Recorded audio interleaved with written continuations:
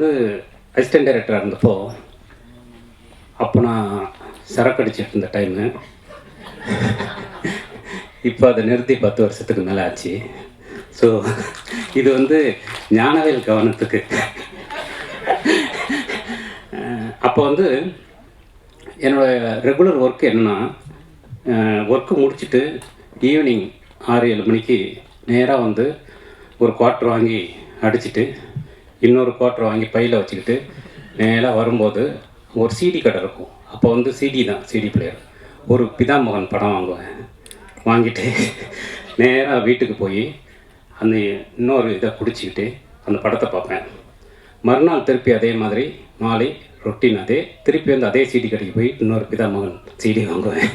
அந்த சிடிக்காரன் வந்து ரெகுலராக இதே மாதிரி பண்ணி அந்த வீட்டை நான் காலி பண்ணும்போது அந்த ஹவுசிங் போர்டு வீட்டை 52 பிதாமகன் சிடி இருந்தது. அந்த ஆள் வந்து என்னடா டெய்லி வந்து இது ஒரே சிடியை வாங்குறானே, எனக்கு வந்து முதல் நாள் வாங்கினது மறந்துடும். ஸோ முதல் நாள் வந்து அதே படத்தை வாங்கணுங்கிறது மறந்துடும். எனக்கு அவ்வளவு அந்த படத்து மேலே சொல்லப்போனால் அந்த படம் வந்து எனக்கு ஏற்படுத்தின தாக்கம் தான் அதன் பிறகு இந்த மாதிரி எளிய மனிதர்களை சினிமாவை ஆக்க முடியும் அப்படிங்கிற ஒரு நம்பிக்கையை கொடுத்தது. இப்போ ஃபஸ்ட்டு பாலா சாரை போய் மீட் பண்ண போகும்போது கண்ணன் சார் மூலமாக, விகடன் கண்ணன் சார் மூலமாக போய் பார்க்க போகும்போது நான் அவர்கிட்ட அவருடைய அறைக்கு போனாலே மாரிக்கு தெரியும், அது வந்து வாரணாசியோடைய இன்டோர் மாதிரியே இருக்கும் அந்த அறை. அவரை பார்க்கும்போது சில பேரை பார்க்கும்போது நமக்கு அப்படி ஒரு அதிர்வு உருவாகும். நம்ம என்ன வார்த்தைகள் அவர்கிட்ட பேசுறது அப்படின்னு வார்த்தைகளை தேடக்கூடிய ஒரு விஷயம். நான் அவர்கிட்ட வந்து இந்த 52 சிடி பிதாமகன் சிடியை வந்து என்னுடைய அறையிலேருந்து நான் காலி பண்ணும்போது எடுத்துகிட்டு போனேங்கிறத நான் அவர்கிட்ட சொல்லணும் அப்படிங்கிறத ஒரு பெரிய இது இருந்தது. ஏன்னா ஒரு கலைஞனா நான் இதை சொல்லும்போது அவர் பெரிய மகிழ்ச்சி அடைவார் அப்படிங்கிறதுனால நான் அவர்கிட்ட இந்த சம்பவத்தை சொன்னேன். அவர் அப்படியா அப்படின்ட்டு அதுக்கப்புறம் அதை பற்றி பேசவே இல்லை. அதுக்கப்புறம் அவர் அமைதியாக இல்லை. ஸோ அப்படி வந்து எதையுமே தன் பற்றிய தன் படைப்பு பற்றின இவ்வளோ பெரிய பிரம்மாண்டத்துடைய ஒரு துளி கூட அறியாதவராக அவர் இருக்கிறாருங்கிறது வந்து ஒரு மிகப்பெரிய விஷயமாக நான் பார்க்குறேன். என்னை போன்ற நிறைய பேருக்கு ஆத்மார்த்தமான வழிகாட்டியாக இருக்கக்கூடிய பாலா சார் இங்கே வந்ததுங்கிறது மிகப்பெரிய மகிழ்ச்சி. இங்கே வந்தது இவ்வளோ தூரம் இருந்தது, இன்றைக்கி அவர் பேசினது. ஏன்னா பாலா சார் வந்து இவ்வளோ நகைச்சுவாக பேசுவாருங்கிறது எங்களுக்கு தெரியும். அவரோட பர்சனலாக பேசும்போது அவ்வளோ விஷயங்கள் ஷேர் பண்ணி பேசும்போது, பட்டு ஒரு பொது இடத்துல இவ்வளவு மகிழ்ச்சியாக சந்தோஷமாக அவர் பேசினது தான் இந்த விழாவுடைய முதல் சிறப்புன்னு நான் நினைக்கிறேன். Thank you very much sir, thank you, ரொம்ப நன்றி. போட்டியில் நான் ஜெயிச்சிட்டேன் சரி சார். So thank you. அதே மாதிரி மாரி வந்து மாரியை பற்றி ஃபஸ்ட்டு வந்து கண்ணன் சார் தான் என்கிட்ட சொன்னார். அப்போ ராம்கிட்ட மாரி அசிஸ்டண்ட்டு, டேய் ஒரு பையனை பார்த்தேன்டா ராமுடைய அசிஸ்டண்ட்டு, அவன் ஒரு விஷயம் சொன்னான் பயங்கரமாக இருந்ததுடா அப்படின்னாரு. என்ன அப்படின்னா, இந்த குடிக்கிறது தம் அடிக்கிறது அதை பற்றி கேட்கும்போது அப்போது மாரிக்கிட்ட நீ பண்ணுறது இல்லையா அது அப்படின்னோடனே, இல்லை இப்போ பண்ணுறதில்ல, இன்டர்வலில் இடி விழுந்தா செகண்ட் ஹாஃப் இப்படி தான் இருக்கும் அப்படின்னு அப்படின்னு சொன்னாட்டா அந்த பையன். போகிற போக்கில் எவ்வளோ பெரிய விஷயத்தை இப்படி ஒரு டைலாக்காக சொல்லிட்டான் அப்படின்னு தான் மாரி எனக்கு கண்ணன் சார் அறிமுகப்படுத்தினார். அப்படி நான் பார்த்த மாரி, அதன் பிறகு நான் வட்டி முதல் எழுதின பிறகு மறக்கவே நினைக்கிறேன் எழுதின மாரியை பற்றி எனக்கு மதிப்பீடு இருந்ததுங்கிறது கம்மி தான். பரியரும் பெருமாள் படத்தை போர் பிரேம்ஸில் நானும் ஹெச் வினோத்தும் பார்த்து முடிச்சுட்டு வெளியில் வந்து ஹெச் வினோத் ரொம்ப ரெஸ்ட்லெஸ்ஸாக இருந்தார். சார் என்ன சார் இது, என்ன எடுக்கிறாங்க பசங்க, என்ன எடுத்துட்டான், என்ன படம் சார் இது, எப்படி எடுத்திருக்கான் சார், எனக்கு ரொம்ப வெக்கமாக இருக்குது சார் அப்படின்னு சொன்னார் ஹெச் வினோத். எனக்கு அதை விட பல மடங்கு வெக்கமாக இருந்தது. அப்படியான ஒரு பெரிய அதிர்வை வந்து தமிழ் சினிமாவில் உருவாக்கின மாரி வந்து இன்றைக்கு வரைக்கும் அந்த அதிர்வு குறையாமல் தொடர்ந்து ஒவ்வொரு படத்துலையும் அடுத்த உச்சத்திற்கு செல்லக்கூடிய மாரி வந்து எனக்கும் ஒரு வழிகாட்டி தான். ஏன்னா ஒரு எளிய மனிதர்களின் கதைகளை பேசும்போது அதை வெற்றியாக மாற்றுறதுங்கிறது பெரிய விஷயம். அது நிறைய பேருக்கான கதவுகளை திறந்து வைக்கும். அதுதான் நிறைய பிரச்சனை. என்னை மாதிரியானவங்களுக்குலாம் அது ரொம்ப பிரச்சனை. ஸ்கிரிப்ட் எழுத ஆரம்பிக்கும் போதே எனக்குள்ளேயே ஒரு சென்சாரை ஓப்பன் பண்ணி வச்சுக்கிட்டு உட்காரக்கூடிய ஒரு ஆபத்தான சூழலில் இருக்கும்போது மாரி என் வெற்றி வந்து ஒரு பெரிய நம்பிக்கை வெளிச்சத்தை கொடுக்குது. மாரி வந்து இங்கே பேசின ஆத்மார்த்தமான வார்த்தைகள் இந்த படத்தை பற்றி அவ்வளோ பாசிட்டிவான விஷயத்தை எனக்கே ஏற்படுத்துது. தேங்க்யூ வெரி மச் மாதிரி என்னுடைய குருநாதர் லிங்குசாமி சார், அவர் என்னை வந்து சினிமாவில் என்னை போன்ற ஒரு மனிதனை சினிமாவில் கரம் பிடித்து அழைத்து செல்வது அப்படிங்கிறது வந்து ஒரு பெரிய விஷயம். ஏன்னா எனக்கு நிறைய பயம் இருந்தது, அதே மாதிரி நிறைய சோம்பேறித்தனம் இருந்தது, நிறைய அலட்சியங்கள் இருந்தது. அதையெல்லாம் உடைச்சி என்னை இந்த இடத்திற்கு அழைத்து வந்ததில் லிங்குசாமியின் சார் பங்குங்கிறது ரொம்ப முக்கியமான விஷயம். அவருடைய அலுவலகம் எனக்கான ஒரு பள்ளிக்கூடமாக இருந்தது. அவர் இன்றைக்கு வந்ததும் ரொம்ப முக்கியமான விஷயமா பார்க்குறேன். Thank you Lingusamy sir. அதே மாதிரி பிரேம்குமார், நான் அவர்கிட்ட சொன்னேன், நானும் அவரை சந்தித்ததே இல்லை, இப்போ தான் ஃபோனில் பேசுகிறோம்.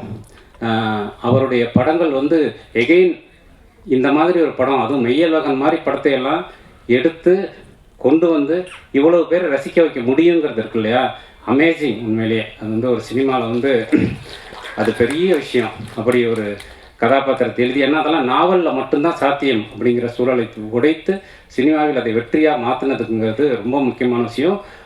நீங்கள் வரணும்னு நான் ரொம்ப விரும்பினது அதுக்காக தான், இந்த இந்த இந்த விஷயத்தை உருவாக்குனதுக்காக தான். Thank you very much. ஞானவேலு என்னோட மச்சான், அவன் வந்து என்னை பற்றி தொடர்ந்து அவதூறுகளை அவன் பரப்புவதும் அவனை பற்றி தொடர்ந்து நான் அவதூறுகளை பரப்புவதுமாக எங்களுடைய வாழ்க்கை வந்து விக்டோரியா ஹாஸ்டலில் தொடர்ந்த வாழ்க்கை. எனக்கு வந்து டெய்லி ஒரு தாய்மொழி மாதிரி அந்த விக்டோரியா ஹாஸ்டலை விட்டு கொடுத்த நண்பன். அவன் வந்து நான் அவனுக்கு கொடுக்க வேண்டிய கடன் வந்து ஒரு தனி அக்கௌண்ட்டு. அந்த அக்கௌண்ட்டுக்கு காந்தி கணக்கு கிடையாது, அது ஒன்றிய அரசின் கடன்.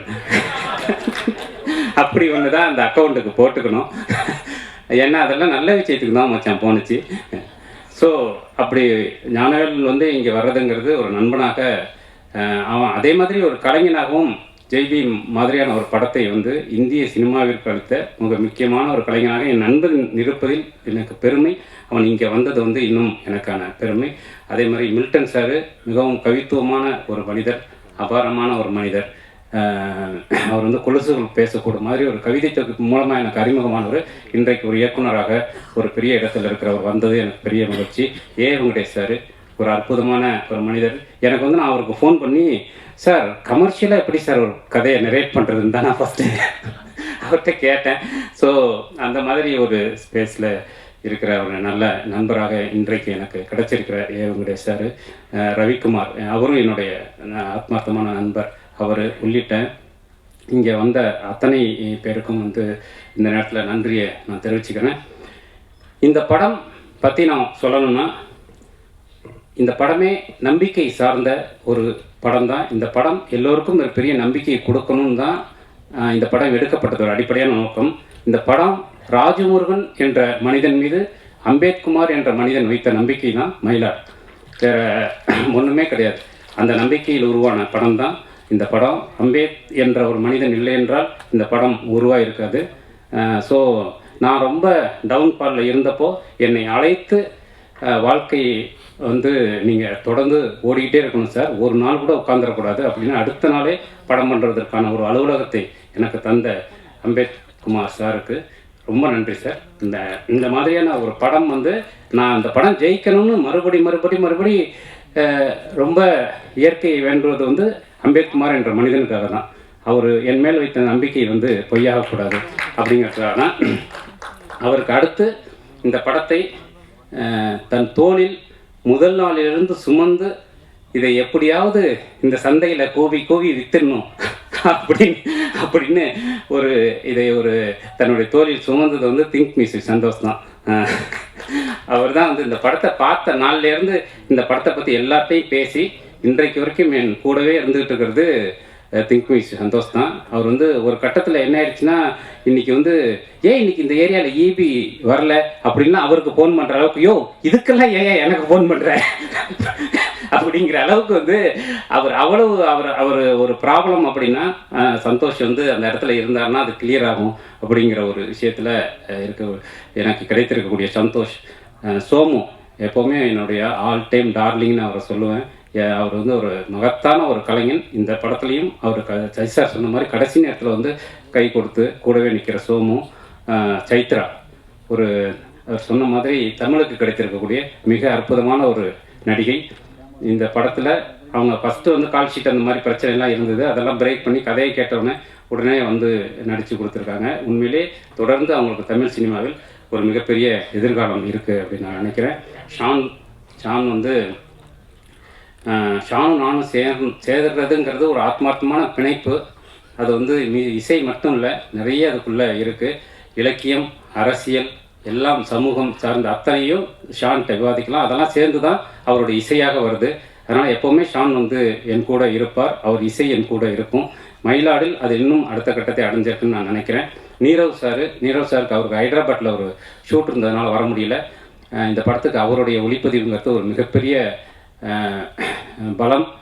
சத்யராஜோட எடிட்டிங், அவர் பல நாட்கள் வந்து அவருடைய வீட்டிலேயே இருந்திருக்கோம், இரவு பகலாக அவர் கூடவே இருந்திருக்கார் துணையாக. அது ரொம்ப அற்புதமான விஷயம். ஆர்ட் டைரக்டர் பால்ராஜ் உள்ளிட்ட அத்தனை பேருக்கும், என்னுடைய கோ டைரக்டர் செல்லபாண்டி உள்ளிட்ட அத்தனை பேருக்கும் இந்த நேரத்தில் நான் நன்றி தெரிவிச்சுக்கிறேன். தன் வாழ்நாள் முழுவதும் அகிம்சையை பேசிக்கொண்டே இருந்த காந்தி துப்பாக்கி குண்டுக்கு பலியானார். இன்றைக்கு இந்தியாவின் சீர்திருத்த முகமாக பார்க்கப்படுகிற, உலக அரங்கில் இந்தியாவின் சீர்திருத்த முகமாக பார்க்கப்படுகிற அண்ணல் அம்பேத்கர் தனது சொந்த ஊரில் தேர்தலில் மக்களால் தோற்கடிக்கப்பட்டார். தனது வாழ்க்கை முழுவதும் இடைவிடாமல் இந்த உலகத்தை சிரிக்க வைத்துக் கொண்டே இருந்த சாப்ளின் தனது தனிப்பட்ட வாழ்க்கையில் சில பல கல்யாணங்கள் செய்து கொண்டு எந்த குடும்ப வாழ்க்கையிலும் நிம்மதியாக இருக்கவே முடியாமல் இருந்தார். இதிலிருந்து நான் கற்றுக்கிட்ட பாடம் என்னன்னா, ஒரு மரணமோ, ஒரு தோல்வியோ, ஒரு துன்பமோ ஒரு மனிதனின் ஆற்றலை எதுவுமே செய்துவிட முடியாது. அவன் வாழ்ந்த வாழ்க்கை மட்டும்தான் இந்த உலகத்தின் முன்பாக எப்போதும் இருந்து கொண்டே இருக்கும். அந்த நம்பிக்கை மட்டும்தான் வாழ்க்கை. நண்பர்களே, எனக்கு வந்து என் வாழ்நாள் முழுவதும் மனிதர்கள் கற்றுக் கொடுத்து கொண்டே இருக்கிறார்கள். நான் மனுஷங்க பின்னாடி ஓடிக்கிட்டே இருக்கேன். எனக்கு தெரிஞ்ச ஒரு ஃப்ரெண்டு, அவன் ரொம்ப பெரிய கோலை. அவன் வந்து ஒரு லவ் ஃபெயிலியரில் 50 தூக்க மாத்திரை சாப்பிட்டு ஒரு ஆஸ்பத்திரியில் அட்மிட் ஆகி உயிருக்கு போராடி அதுலேருந்து வெளியில் வந்தான். அதன் பிறகு அவனை அழைச்சிட்டு போய் ஒரு ஐஏஎஸ் அகாடமியில் நான் சேர்த்துக்கிட்டேன், அண்ணா நகரில். இந்தியாவில் முக்கியமான ஐஏஎஸ் அகாடமி அது. அதை நடத்தி கொண்டிருந்தது என்னுடைய நண்பர். தொடர்ந்து பல இளைஞர்களை தன்னம்பிக்கையின் வழி நடத்தியவர். அவர்கிட்ட போய் இந்த பையனை ஒப்படைச்சேன். தன்னம்பிக்கையை பற்றி, நம்பிக்கையை பற்றி தொடர்ந்து பேசி அந்த பையனை வேற ஒரு இடத்துக்கு கொண்டு வந்து, இன்னைக்கு அந்த பையன் வந்து ஐஏஎஸ்ல கலெக்டராக இருக்கான், ஒரு மிகப்பெரிய கலெக்டராக இருக்கான். ஆனால் அவனை இந்த தன்னம்பிக்கைக்கு அழைத்து வந்து கலெக்டர் ஆக்கிய எனது நண்பர், அந்த ஐஏஎஸ் அகாடமியை நடத்தி கொண்டிருந்த அந்த நண்பர் பின்னர் தற்கொலை செய்து கொண்டு செத்து போனார். இதை என்னால் புரிஞ்சிக்கவே முடியல. இந்த இடத்துல தான் நான் மனிதர்களின் பின்னால் அவர்களை புரிந்து கொள்ள ஓடிக்கொண்டே இருக்கிறேன், தொடர்ந்து ஓடிக்கொண்டே இருக்கிறேன். அந்த ஓட்டத்தின் முடிவில் நான் கண்டுகொண்டது ஒரே ஒரு உண்மையைத்தான். இந்த மனிதர்கள் எல்லோருக்கும் நம்பிக்கையை தவிர வேறு எதுவும் தேவையே படுவதில்லை. அன்பையும் நம்பிக்கையும் தவிர எதுவும் தேவைப்படுவதில்லை. உன்னுடைய சக மனிதனுக்கு கொஞ்சம் அன்பையும் நம்பிக்கையையும் கொடுத்தால் நீதான் கடவுள், நீதான் தெய்வம். அது மட்டும்தான் இந்த 40 வருட வாழ்க்கை நான் கற்றுக்கொண்ட ஒரே பாடம். அந்த பாடத்தை தான் பாலாசாரின் படங்கள், மாரி செல்வராஜின் படங்கள், ஞானவேலின் படங்கள், ஜெயகாந்தனின் கதைகள், வைக்கம் பஷீரின் கதைகள், இளையராஜாவின் இசை அத்தனையும் நமக்கு கொடுத்து கொண்டே இருப்பது அந்த நம்பிக்கையும் அன்பையும் தான். ஆகவே என்னுடைய எல்லா எழுத்துக்களிலும், எல்லா அரசியலிலும், எல்லா சினிமாவிலும் இந்த நம்பிக்கையையும் அன்பையும் மட்டும் விதைத்து கொண்டே இருப்பதை மட்டுமே என்னுடைய கடமையாக வைத்திருக்கிறேன். ஆனால் இந்த கடமையை செய்வதற்கு பணம் தேவைப்படுகிறது. அந்த பணத்தை சம்பாதிக்கும் அளவிற்கு அறிவாளியாக என்னை இயற்கை படைக்கவில்லையே. அதை மட்டும்தான் இப்ப நான் கத்துக்கணும்னு நினைக்கிறேன். அதனால எப்படியாவது இந்த மாதிரியான படங்கள் வெற்றி பெற வேண்டும் என்று நினைப்பதற்கு தேவை, நான் நினைக்கிற ஒரே விஷயம் அதுதான். அன்பையும் நம்பிக்கையும் விதைப்பதற்கு இந்த வியாபார சூழலில் பணம் தேவை. அந்த பணத்தை எப்படியாவது மீட்டு தயாரிப்பாளரிடம் கொடுத்து விட வேண்டும். அதனால இந்த படம் ரிலீஸ் ஆகிற நேரத்தில் நான் ஒரே ஒரு நொடிக்காக தான் காத்திருக்கிறேன். அது இந்த படம் வெற்றி என்கின்ற நேரத்தில் எனது தயாரிப்பாளர் அம்பேத்குமாரின் முகத்தில் பூக்கிற ஒரே ஒரு புன்னகைக்காக மட்டுமே நான் காத்திருக்கிறேன். அதை நிச்சயமாக இந்த சமூகம் திருப்பி தரும் அப்படின்னு நான் நம்புகிறேன். இந்த நேரத்தில் தொடர்ந்து என்னுடைய பயணத்தில் என் கூடவே இருக்கக்கூடிய என்னுடைய மனைவிக்கும், யுகபாரதி அண்ணனுக்கும், ஏன்னா அவரை பற்றி நான் தனியாக பேசலை, அவர் தான் நான் அப்படிங்கிறதுனால தனியாக பேசலை, என்னுடைய குடும்பத்தாருக்கும் நெகிழ்ச்சியான, ஏன்னா அவங்க இல்லைன்னா இந்த விஷயத்தை பீஸ்ஃபுல்லாக பண்ண முடியாதுன்னு உங்களுக்கும் தெரியும், எனக்கும் தெரியும். இந்த நேரத்தில் எல்லோருக்கும் நன்றியை தெரிவித்துக் கொள்கிறேன். இங்கே வந்திருக்கக்கூடிய பத்திரிகை நண்பர்கள், இணையதள நண்பர்கள் அத்தனை பேருக்கும் நன்றி. பார்த்துவிட்டு உங்கள் கருத்துக்களை பதிவு செய்யுங்கள். நன்றி, வணக்கம்.